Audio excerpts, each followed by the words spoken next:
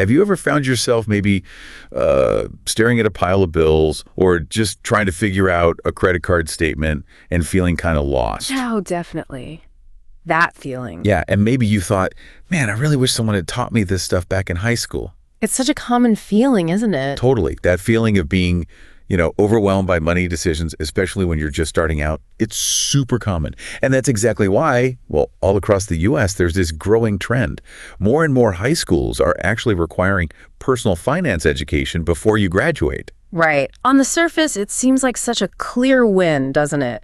Equip young people with these, absolutely essential life skills. Exactly. It feels like a total no-brainer. It absolutely sounds like a universally good thing. The intention, it's definitely there. But despite this really widespread trend, and frankly, it feels intuitive, right?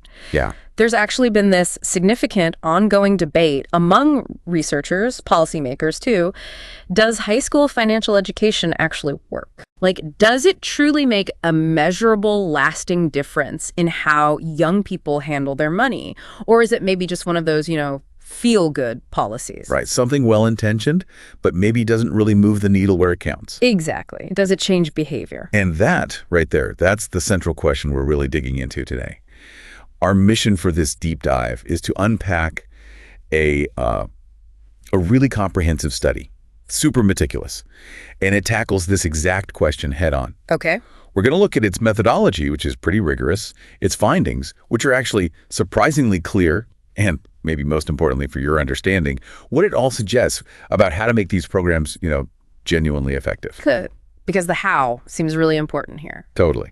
So get ready to cut through all the noise, all the conflicting reports we've heard, and get right to the core of what's truly important about this. So let's start at the beginning, the why.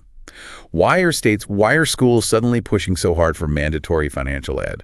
What's the rationale behind it all? Well, the public policy thinking behind it. It's often driven by this idea, maybe a bit paternalistic, you could say. Okay. It's this belief, sometimes it's not even spoken, that young people, well, they might just lack the self-control, maybe the awareness to really grasp the long-term impact of their financial choices. Mm-hmm. Like when you're 17, 18, you're not really thinking 20 years down the line, are you? Exactly, the distant future. It's not exactly top of mind, right? So there's this genuine concern that young folks, often living very much in the present, might underestimate how today's money decisions are going to echo, how they'll affect them years, even decades later. I get that. It's that classic, I'll deal with it later mindset. Right. But with money, later can come with some pretty hefty penalties, can it? It's not just about discipline. It's maybe not understanding the consequences if you don't have it. Precisely. So the core belief is if we proactively teach personal finance, especially those crucial skills like managing credit when they're young, we can sort of, inoculate them against future financial problems. Like a vaccine against debt. Sort of, yeah. We're talking about preventing things like defaulting on loans, piling up that crippling high-interest debt, or, falling into predatory lending traps. And you see this in the laws themselves. Specific examples from states really show this preventative goal. Take Colorado's legislation, for instance. Okay. It's super specific. It aims for students to get knowledge of personal finances, sufficient to enable a person to manage savings, investment, and checking accounts, to design and maintain a budget, to manage personal debt, to understand consumer credit and finance, and to manage personal credit options. Wow, that's incredibly detailed. That goes way beyond just knowing about money. It really does. It sounds like building practical, actionable skills, stuff you can actually use every day, not just theory. Exactly. And just to underline that, South Carolina's Financial Literacy Instruction Act, it even has this preamble that explicitly states its goal. So students have reduced risk for financial failure after high school. Okay, so the goal couldn't be clear. Reduce financial problems later on. Right. It's about reducing instability, hardship for future generations. It's seen as this proactive step to strengthen the whole economic fabric, really, one young person at a time. So the idea is setting young people up for success right from the start, giving them a leg up before they, stumble. But how much are young adults actually dealing with the financial system right out of high school? Is it really that critical a time, or is this more about potential problems way down the road? Oh, it absolutely is a critical period, and maybe even more critical now than it was for earlier generations. Really? How so? Well, the data shows young people today are surprisingly active in consumer credit markets pretty early on. Like right away? Yeah. They get bombarded with credit card offers practically the day they turn 18. They're taking out student loans for college, maybe financing their first car. And what's really concerning, something studies consistently show, is that patterns of how people manage credit, they seem to be pretty persistent. Meaning early habits stick. Exactly. Young people who run into debt problems early, maybe they miss a few credit card payments, stretch themselves too thin, they tend to keep having more significant issues as they get older. Huh. So it's not just a phase they grow out of. It doesn't seem to be, no. These early habits, good or bad, they can really set a long-term trajectory for their whole financial life. That's a powerful thought. It's like setting a course that's really hard to change later. And that course, that trajectory, it's often steeper now because young people today are managing way more credit and often more complex kinds of credit than previous generations did. Okay, so the stakes are higher. Definitely, which increases their financial risks and, puts a much bigger burden on them to develop solid credit management skills earlier in life. So that period right after high school, say ages 18 to 21, that really emerges as a truly critical window. The critical window. Yeah. That's when they're taking those first big steps towards financial independence, making their first major money decisions on their own, and getting onto a positive credit path during this time. It can have huge cascading benefits down the line. And if they don't get that formal education, what's the alternative? Just figuring it out as they go, maybe making painful mistakes. All too often, yes. The alternative really is learning finance through, trial and error. Ouch. Yeah. And let's be honest, that can be an incredibly costly, damaging way to learn. Imagine racking up high interest debt, getting hit with late fees that just snowball. Or finding out your credit score is tanked when you try to rent an apartment. Yeah, exactly. Or getting a car loan or even qualifying for certain jobs. Poor credit histories, sky-high borrowing costs, missing out on better interest rates for mortgages or car loans later on. These are really significant impacts on future well-being, and they can stem directly from those early mistakes. So the promise of this high school education is basically to shortcut that painful, expensive learning curve, empower kids before they get into trouble. That's the hope. That's the promise. Okay, so the promise is clear. Teach kids about money, hopefully prevent future financial disasters, set them on a better path. Yeah. It sounds perfect on paper. It really does. But I know, with policy, it's rarely that simple. Yeah. Where did the optimism hit a snag?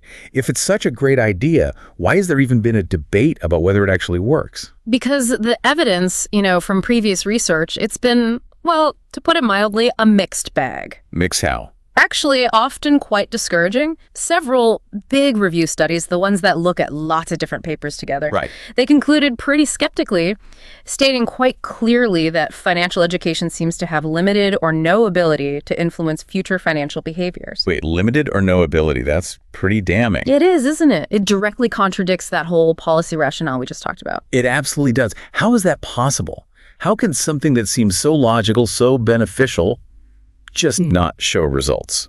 Well, it's complicated. A lot of those earlier studies, they did find improvements in measured financial knowledge. Okay, so kids scored better on tests after the course. Exactly. They knew more about budgeting or credit or investing. But here's the crucial part, and maybe a bit cynical. Many of these studies just failed to measure actual behaviors after the students left school and were out in the real world. Ah, so they knew this stuff, but didn't necessarily do the stuff. Precisely. And that raises this absolutely vital question for you, the listener. Is knowledge really enough if it doesn't translate into action? That's a really good point. You can know all the theory, ace the test, right? But if you're still racking up high interest debt or you're not saving, what's the actual tangible impact on your life? Knowing something and consistently doing it are definitely two different things. But I heard it gets even weirder, right? There was one study that found some surprising negative effects. What was that about? Yes, this next finding, it really throws a wrench in things. It shows just how nuanced this whole issue can be. There was a randomized trial in Brazil. They looked at a really intensive financial ed program. 3 semesters of high school classes, comprehensive teacher training, interactive stuff, even homework involving parents. Wow, okay. A really serious effort. A truly robust intervention. And they did see improvements in student knowledge and even some positive behaviors like increased savings. Okay, good so far. But shockingly, they also found that students who went through this super intensive program were, in some cases, more likely to use high-cost credit. Hold on. They learned more, saved more, but then used more expensive credit. That seems backwards. It's not just counterintuitive, it's almost a perverse outcome. Yeah. What on earth could explain that? It really highlights the complexity, the potential pitfalls. One interpretation is, well, maybe a little knowledge made them feel overconfident. Ah, the danger of a little knowledge thing. Maybe, leading them to engage more with credit, but without fully internalizing the risks of the really high-cost stuff. Or maybe they simply became aware of credit products they hadn't known about before. And thought, hey, I'm financially literate now, I can handle this. Perhaps. And then decided to use them without fully grasping the long-term pain of, say, a revolving high-interest balance. It's a huge cautionary tale, really. No. It warns against assuming that any financial education is automatically good financial education. Okay, wow. So if that's the international picture, what about studies here in the U.S.? Have they been any clearer? Sadly, no. They've painted an equally, maybe even more confused picture. The very first major U.S. study on this, Bernheim et al., back in 2001, it found pretty optimistic results. Okay. It suggested positive effects from 14 state policies on savings behavior later in life, like for middle-aged people. Sounds like a win, right? Yeah, sounds like exactly what policymakers would hope for, long-term positive impact. Except directly contradicting this, a later study, Cole et al., in 2015 used a similar way of classifying policies, big data set. They found no discernible effects. None. Of state policies on credit scores, overall debt, or even foreclosures for people aged 46 to 65. So one study says, yes, it helps savings later. Another says, no, it doesn't help credit behavior later. It's like they're looking at totally different things. It's a really stark contradiction, like flipping a coin on whether these policies work long term. Wow.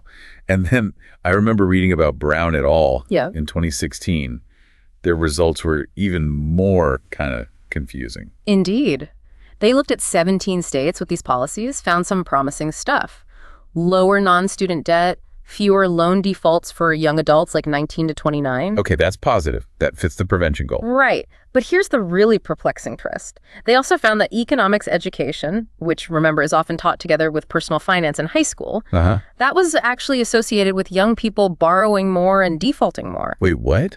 Learning general economics might actually make them worse off financially? That's wild. It is. It almost makes you wonder what exactly is being taught, or how are students interpreting it. When personal finance and economics get merged, which happens a lot, it becomes incredibly hard to figure out what the financial literacy part alone is actually doing. So you can see why, taken together, these prior findings just do not provide educators or policymakers a clear prescription. Right. There's this big frustrating gap in understanding. Everyone's just scratching their heads. Exactly. And this, finally, is the void that this new, really innovative study we're diving into aimed to fill, to cut through that noise and give us some clearer answers. Okay, this sounds like a real tangled mess of conflicting info from past studies. So how did this new study try to cut through all that noise and hopefully give us a clearer, more reliable picture? What made their approach different, maybe more trustworthy? That's a great question, because this study really did try to tackle those existing research gaps head on, especially those inconsistencies we just talked about. Their key innovation, I think, was focusing intensely on understanding not just if these policies existed, but their actual implementation, on the ground, in the classrooms. Okay. So it's not just about a state saying, yep, we have a mandate. It's digging into how that mandate actually plays out for students. That makes sense. Exactly. And their approach centered on two specific states, Georgia and Texas. Both put financial ed graduation requirements in place back in 2007. Okay, Georgia and Texas. Why them specifically? Well, their selection was really careful. They had strict criteria. The curriculum changes had to happen after 2005, but before 2009. Why that window? That gave them enough before and after policy data to really analyze the change. They also specifically picked states that didn't have other big math or economics reforms going on at the same time. To isolate the effect of the financial ed itself. Right, smart. Trying to get a clean read. And critically, they left out states where the mandate was implemented the very same year it was passed. I like that. Because, realistically, developing and fully rolling out a brand new comprehensive curriculum that fast, it's just not plausible. Yeah. It shows they were really focused on finding true, measurable effects, not just noise. That is smart. You can't just flip a switch and expect a perfect program overnight. So Georgia and Texas became their carefully chosen case studies. What kind of data did they use then to track what actually happened to young people's finances after graduation? This is where the study gets really powerful. They used the Equifax Consumer Credit Panel, the CCP. Okay, Equifax, like actual credit reports? Exactly. And this isn't some small survey. It's a huge data source, a 5% random sample of like 40 million credit files every quarter. Wow. And it gives incredibly detailed individual level information because it tracks specific people, not just households overall. So they could literally see what was happening on someone's credit report after high school. Yeah. That's huge. That avoids that whole knowledge versus behavior trap you mentioned. Precisely. And what's fascinating is how young people even get into this data. You might think, well, I didn't have a credit card at 18, so I wouldn't be in there. Right. But even young folks without their own active credit accounts can show up. Maybe they're an authorized user on a parent's card. Oh, okay. Piggybacking on their history. Right. Or they might have co-signed accounts, like a student loan with a parent. Or, unfortunately, they might show up because of negative stuff. Like what? Like an unpaid medical bill that went to collections. Or public records, like a civil judgment. The study points out this really striking statistic. While about 65% of 18 to 19-year-olds don't have their own credit history, only 20% of 20 to 24-year-olds don't. So a huge chunk of young adults are entering the credit system and building some kind of financial footprint pretty quickly, whether they realize it or not. It's a much earlier and broader entry than many of us probably assume. Okay, so what specific things were they measuring from these credit files to see if the financial education made a difference? What were the outcomes? They focused on three main tangible outcomes. First, 30-day delinquencies. That's like a short-term sign of a missed payment. Could just be carelessness, but it's often that first warning flag. Okay. Second, and much more serious, 90-plus day delinquencies. That's a much stronger signal of real financial hardship, like a sustained inability to pay. Got it. More severe. And third, the credit score itself. Specifically, the Equifax risk score, which is a lot like the FICO score everyone talks about, ranges from 280 to 850. Higher is better risk. Right, that number that impacts so much for your financial future loans, interest rates, everything. Exactly. And they critically focus their analysis on 18 through 21-year-olds, this 4-year moving window right after high school. Why that specific age group? Because that's really when young people establish their financial independence, right? Getting first credit cards, student loans, maybe a car loan. The decisions they make then are really formative and maybe a bit less complex than, say, buying a house or starting a family later on. That makes perfect sense.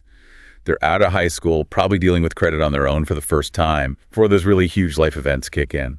Was there any other big policy change happening around then that might have messed with the findings? Well, there was a relevant national policy, the CARD Act of 2010, the Credit Card Accountability, Responsibility, and Disclosure Act. Well, yeah, I remember that. Didn't it make it harder for young people to get cards? It did. It required applicants under 21 to show they had independent income or get a cosigner. So yes, it was a national thing, and it could have influenced the later groups of students in the study period. But not the first ones. Right. The important thing is it wouldn't have affected those initial graduating classes in Georgia and Texas, the classes of 2007, 2008, 2009. Those earliest cohorts whose data was key for seeing the immediate impact weren't affected by that extra hurdle. Okay, good.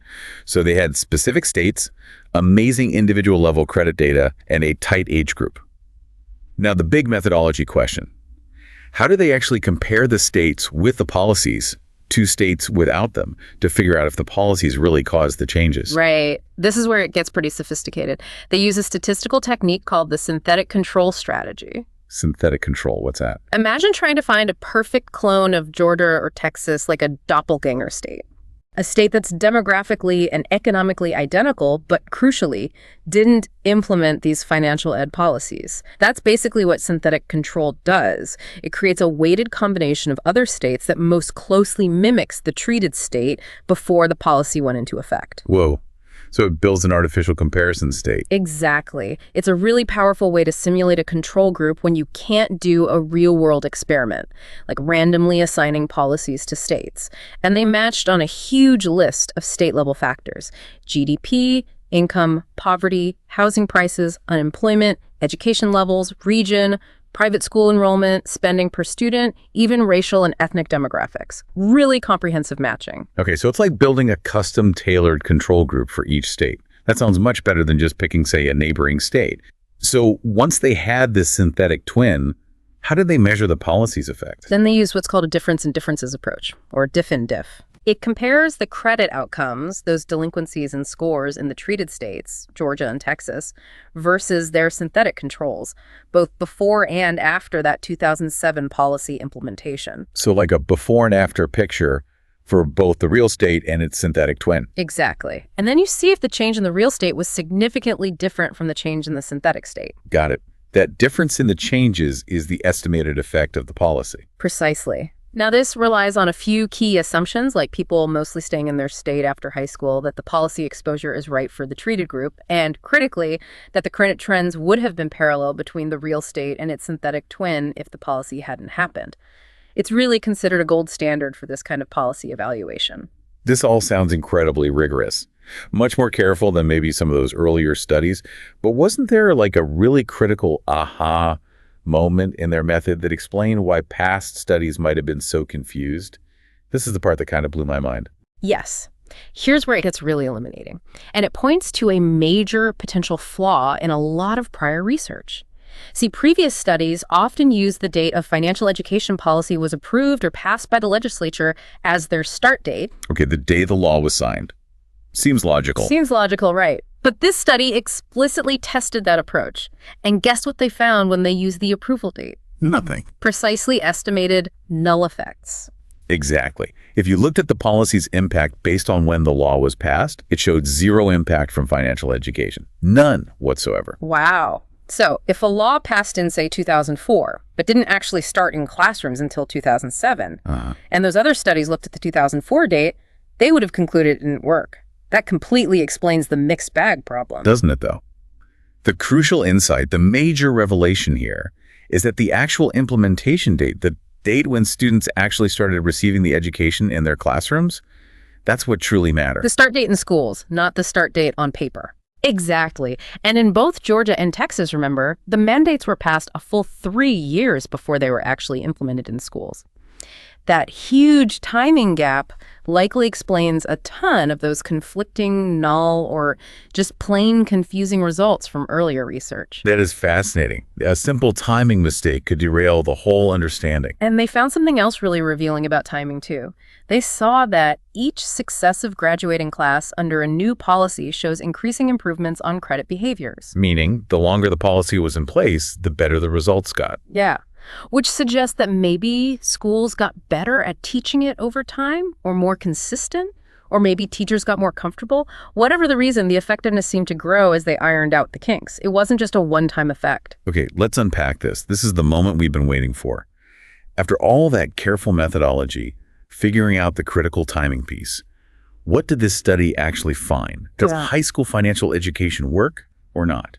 Did it move the needle? Well, the big picture takeaway, it's unequivocally positive. Really? Okay. The study found that these high school financial ed graduation requirements, when you account for their actual implementation date, they lead, on average, to higher credit scores and reduced rates of credit delinquencies. Wow. Okay, that's huge. It's a truly significant, robust finding, and it directly contradicts those earlier studies that suggested, limited or no impact on actual behavior. It's kind of a game changer for this whole debate. So it really does make a tangible difference in how young people act with their money, not just what they know. That's fantastic.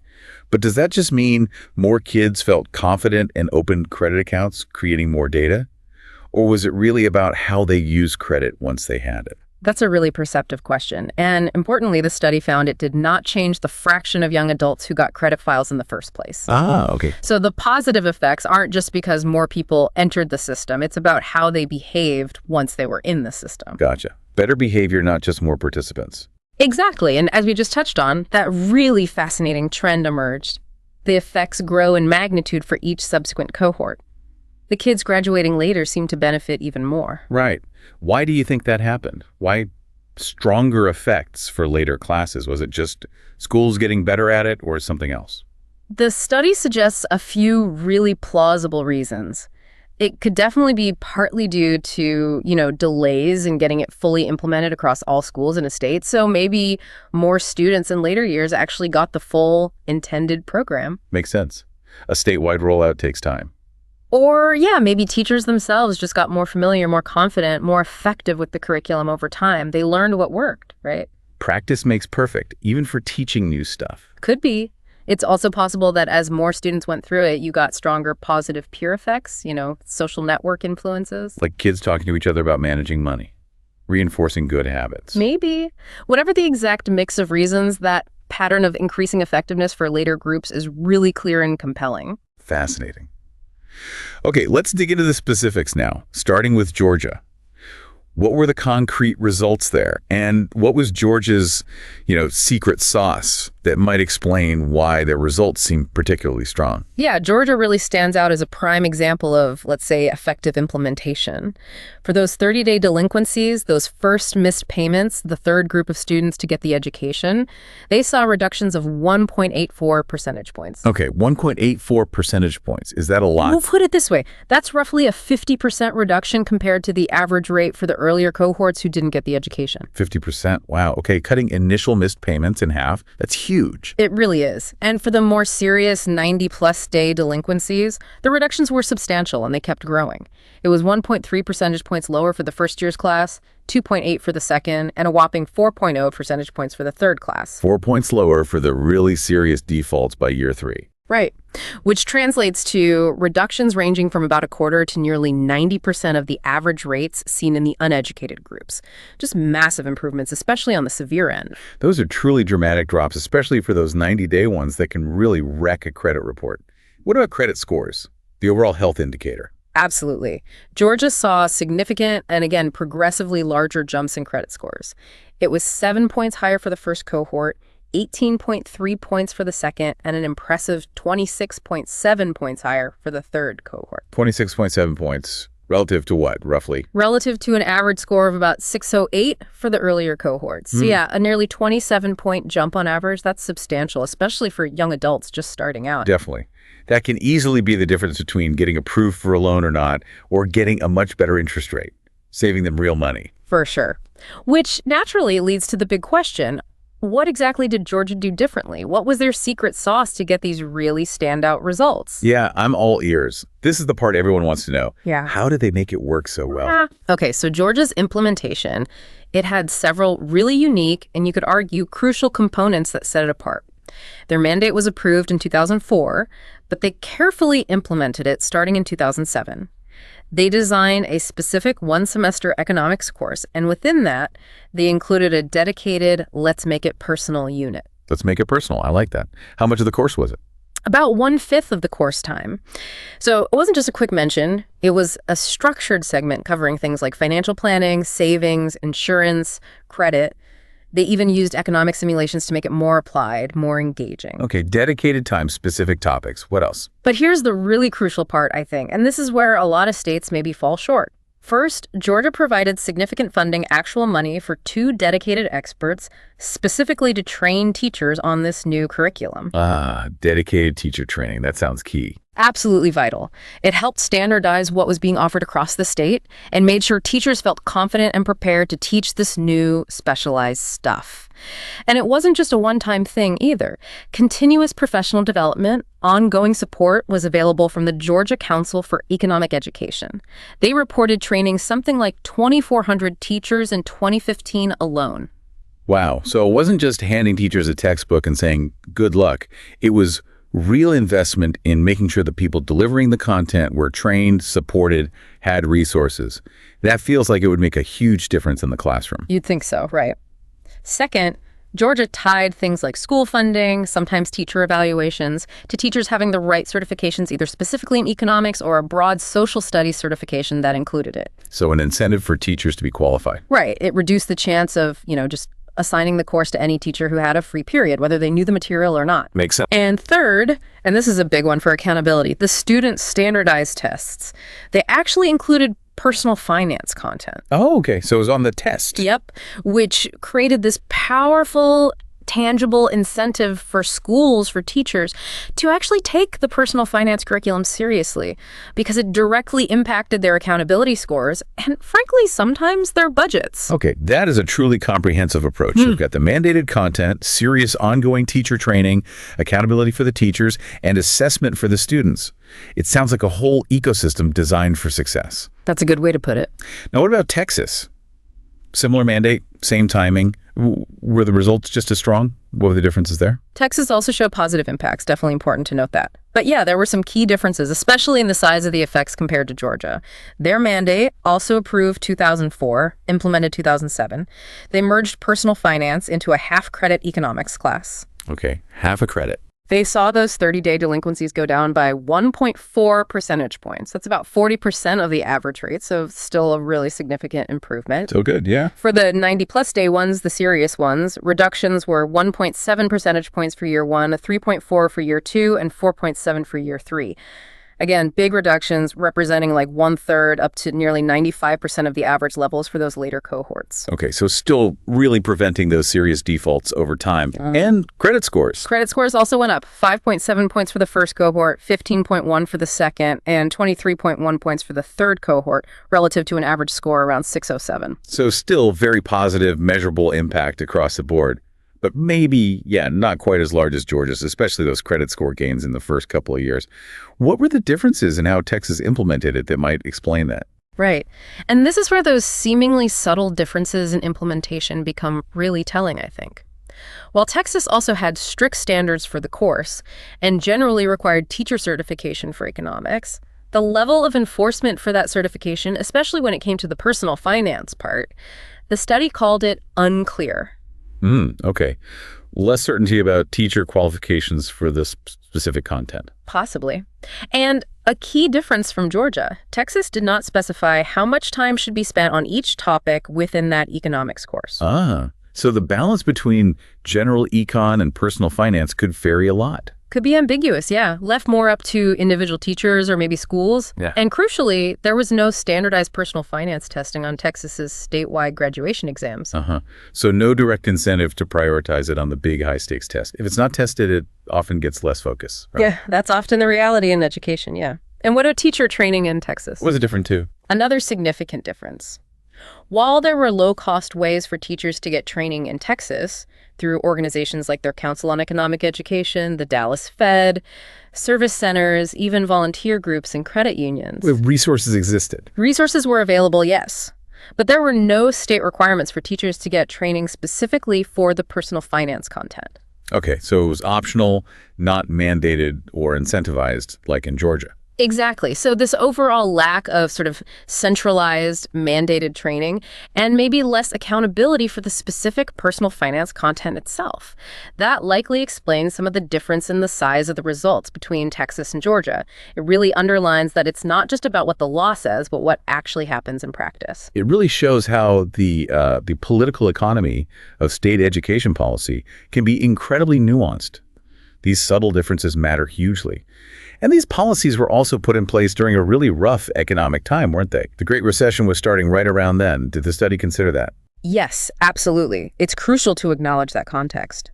These policies rolled out just as the Great Recession was beginning, around 2007, and continued through the recovery. Young graduates during that period faced a really tough job market, maybe higher rates of going back to school because jobs were scarce. Right. Now, these were national trends affecting students everywhere in the study, both in Georgia and Texas, and in their synthetic control states. But the study thoughtfully points out that these results, these estimates, may be unique to this environment. Meaning the impact could be different in better economic times. It could be, for better or worse, maybe. If young people entered the workforce more directly in a stronger economy, faced different kinds of financial pressures, the outcomes might look different. It's just a good reminder that policy impact is rarely static. The context always matters. Okay, so if we pull all of this together, what's the big takeaway? For policymakers, for educators, maybe most importantly for you listening. What's fascinating here is it seems like it's not just if you have financial education, but how you actually do it that makes the real difference. That's precisely it. The power of effective implementation just cannot be overstated. Georgia's approach, what the study calls its enhanced implementation efforts, especially that extensive, continuous teacher training, plus the certification incentives, plus integrating it into student testing. Right, the whole package. That whole package is strongly suggested as the reason for its relatively stronger effects on young people's credit outcomes. It's not just about passing a law and, hoping for the best. Yeah. It's about making sure that law actually translates into high quality teaching and learning in the classroom. It's the difference between just having a mandate and really executing it well. And that execution, especially the teacher training part, it costs money, right? Yeah. It's not free. Right. How much are we talking? And is it really a worthwhile investment given the positive impacts? Yeah, that's a fair question. The study actually tries to quantify that potential cost a bit. They give an example. If you needed to train, say, 500 teachers in the state, and maybe it costs $500 per teacher for good training, that's $250,000, which, is a significant chunk of change for any school system or state budget. Definitely not trivial. No. But it's also important to remember you probably don't need to train every teacher every single year. Costs could be spread out. And maybe more importantly, the study strongly suggests that even if only part of Georgia's bigger positive impact comes directly from that investment in teacher support, it might still be a profoundly worthwhile investment when you weigh it against the scale of the benefits. Profoundly worthwhile. Oh. That feels like it could be an understatement. Actually, when you think about the real world impact, can we put some kind of tangible number on the benefit? Something that really brings it home. Yeah. Let's try using the study's own illustration for Texas's class of 2007. It helps paint a clearer picture. So Texas had about 265,000 high school graduates that year. By 2011, when they're around 22, maybe 200,000 of them would have active credit files. Okay. Now, before the policy, on average, about 4.8% of young adults with credit records had a serious 90-day late payment. 4.8% of 200,000. That's roughly 10,000 students hitting a serious default. Right. About 10,000 kids from that one class experiencing a serious credit problem early on. Now, based on their findings, the study estimates that more than 5,000 of those young people, over half of them, likely avoided that serious credit default specifically because of the financial education they got in high school. Wait, more than 5,000 students avoiding a serious default from one graduating class in one state? That's an incredible impact. The ripple effect must be huge. It really is. Just think about the benefits cascading outwards. For those 5,000 plus students themselves, avoiding that 90-day delinquency means potentially lower interest rates, fewer fees throughout their lives, better access to credit when they need it, avoiding that long-term stain on their record. Right. Huge personal benefit. Huge. For lenders, it means fewer collections costs, fewer loans they have to write off as losses, literally saves them money. Okay. Benefits for lenders too. And then for families, for communities, it means less financial distress, fewer negative spillovers, just greater overall economic stability and well-being. So it's not just about helping the individual's bank account. It actually contributes to a healthier, more resilient economic system for everybody. That's the argument, yeah. A potential win-win-win. Okay, so it's a clear win if it's done right, with the proper support and accountability. Yeah. But every policy choice involves trade-offs, right? No. What are some of the important caveats or maybe remaining questions that this study, even with all its rigor, still leaves us with? Absolutely, always trade-offs. One crucial point is opportunity cost. This study, just by its nature, couldn't really assess whether putting in a personal finance mandate is inherently better than, say, requiring another semester of math or more arts or a deeper dive into some other academic subject. Right. There are only so many hours in the school day. Adding one thing often means less time for something else. Exactly. That's a tough debate for policymakers, but it's a really important consideration. And what about the long-term effects? These findings are really impressive for 18 to 21-year-olds. But do we know if these good habits stick? Like, for life? That's another huge question. Could this just be delaying bad habits for some people rather than changing them permanently? That's a critical question the study itself raises, and it definitely needs more research. How long do these positive credit habits last? Does financial ed just delay problematic behavior for some? Or does it truly instill lifelong skills, a deeper understanding that carries through bigger life decisions? Yeah, like buying a house or planning for retirement. Exactly. And the study also makes you think about a kind of provocative idea. Oh. Is it possible, just possible, that learning through making costly mistakes, that whole trial and error thing we talked about, could that actually help some people manage credit better later in life than a formal high school course ever could? Wow. That's a challenging thought. That maybe experience, even painful experience, is the best teacher for some. It's a possibility to consider, right? It adds another layer of complexity. So definitely still more to learn, but we have a much clearer picture now than before. What kind of future research do we really need most urgently to build on this? Well, we definitely need future studies that track these behaviors over a much longer time horizon. See how things evolve as young people mature, as they make those much bigger, more complex financial decisions, mortgages, kids, retirement planning. That early period is important, but life gets a lot more complicated. And we need to see if these foundational skills really hold up under pressure. Makes sense. Yeah. Follow people longer. It also sounds like there's maybe a broader lesson here too. For anyone trying to understand how policies work, or don't work, far beyond just financial ed. It's about how we evaluate policy itself, isn't it? You've hit on a really critical meta lesson. For policy analysts, researchers, and honestly, for you, the informed citizen just trying to make sense of the news, high-quality policy analysis, it demands a really deep, nuanced understanding of how and when programs are actually implemented on the ground. Not just what the law says. Exactly. What policymakers declare on paper, what gets passed in a legislature. That can be vastly different from what actually happens in classrooms or communities. This study just vividly shows that the devil is absolutely in the details when you're classifying and analyzing policies. Getting that implementation timing wrong, or ignoring crucial differences in how a policy is rolled out, like between Georgia and Texas, it can lead to wildly different, often really misleading estimates of impact, which then leads to all that confusion and those conflicting research findings we saw earlier. It's a powerful reminder to always look beyond the headline, beyond the announcement to the actual execution. Couldn't agree more. Hashtag outro. So to kind of wrap this all up, while the past research on high school financial education, it's been frustratingly muddled, even contradictory at times, but this deep dive, it really reveals strong, measurable evidence that a well-implemented program genuinely does have a positive, tangible impact on young adults' credit behavior. It significantly reduces delinquencies, boosts credit scores. It's not some magic bullet maybe, but it is far from ineffective. Absolutely. And the core insight, the real key takeaway, as we've seen, it lies not just in having the mandate itself, but in the details of how it's implemented. That robust, continuous teacher training, strong curriculum support, integrating it into accountability measures like testing and certification, those seem to be the crucial differentiators. They're what can turn a good intention into real-world success. It's really about investing in the how. It really makes you wonder, doesn't it? If a well-structured financial ed program, even with the costs of doing it right, teacher training, curriculum support, if that can shift thousands of young people away from serious credit problems, improve their financial health, their long-term prospects, what other foundational life skills, things often called soft or just practical, are we maybe overlooking in our education system? Good question. Skills that could potentially transform lives in similar ways if we taught them effectively.